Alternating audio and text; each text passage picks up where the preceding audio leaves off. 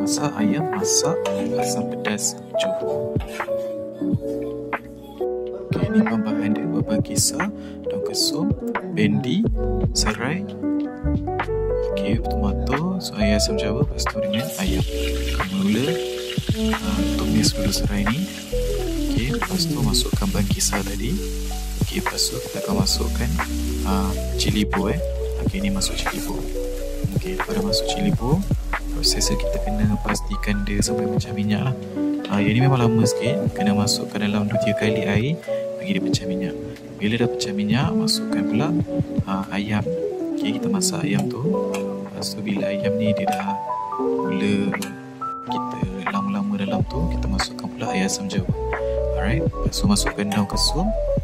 Lepas dah masukkan daun kesum, masukkan pula yang itulah terung tu. Ya Allah. Okey, yang ni daun kesum. Okey, dah masukkan daun kesum. Kita masukkan air sikit sebab kuah dia tadi macam pekat kan. Lepas tu kita tutup biar masak. Masak ni memang lama sikit, memang dalam 15 minit ke 20 minit macam tu. Lepas tu kita baru masukkan bendi. Lepas dah masukkan bendi, kita kacau. Okey, bagi dia serap kuah tu. Lepas tu nanti baru kita masukkan pula tomato.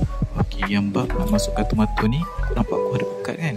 Nanti masukkan air yang tadi tu, masukkan garam dengan Ajinomoto. Okey, lepas tu kita kacau. Okey, dah siap.